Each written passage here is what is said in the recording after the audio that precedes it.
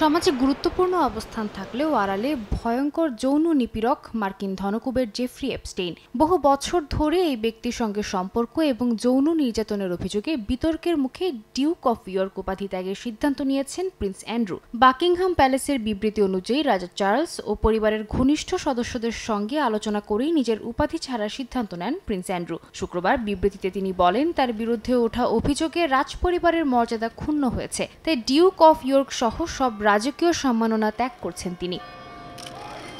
যদিও নিজের বিরুদ্ধে ওঠা সব অভিযোগ দৃঢ়ভাবে অস্বীকার করেন রাজা তৃতীয় চার্লসের ভাই প্রিন্স অ্যান্ড্রু। 2019 সালে জেফ্রি এপস্টেইনের সঙ্গে সম্পর্ক নিয়ে বিবিসিকে দেওয়া সাক্ষাৎকারের পর থেকে নানা জটিলতার মুখোমুখি হতে শুরু করেন তিনি। এর আগে ও পরে যুক্তরাষ্ট্রে ভার্জিনিয়া জুফ্রের দায়ের করা মামলায় তার বিরুদ্ধে একাধিক যৌন নির্যাতনের অভিযোগ ওঠে। জুফ্রের দাবি, এপস্টেইন তাকে কিশোরী অবস্থায় অ্যান্ড্রু সহ অনেকের কাছে পাঠাতেন।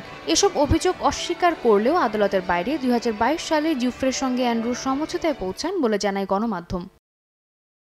ওয়ালটন এখন দেশের সীমানা পেরিয়ে পৌঁছে গিয়েছে 50টিরও বেশি দেশে। ওয়ালটন, ঘরে ঘরে বিশ্বজুড়ে।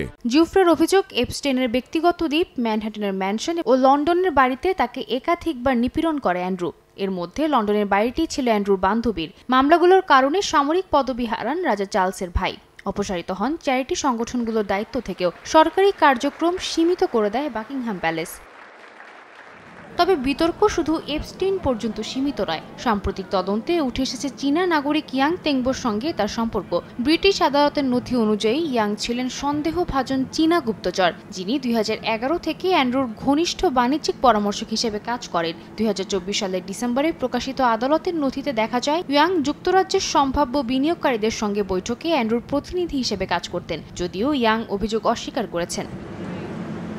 রাজপ্রাসাদের সূত্র বলছে, রাজা চার্লস ছাড়াও প্রিন্স উইলিয়াম ও পরিবারের অন্যান্য সদস্য উপাধি ত্যাগের সিদ্ধান্তে একমত ছিলেন। এই সিদ্ধান্ত কার্যকরের পর অ্যান্ড্রুর সাবেক স্ত্রী সারা ফার্গুসন এখন কেবল নিজ নামে পরিচিত হবেন। তবে তাদের দুই কন্যা প্রিন্সেস বিয়াট্রিস এবং ইউজিনের উপাধিতে কোনো পরিবর্তন আসছে না। অ্যান্ড্রু উইন্ডসরের রয়্যাল লজে নিজস্ব ভাড়াটিয়া চুক্তিতে বসবাস করবেন, তবে রাজপরিবারের বড় কোনো অনুষ্ঠানে তাকে আর দেখা যাবে না। সাদিয়া তাসনিম, সময় সংবাদ।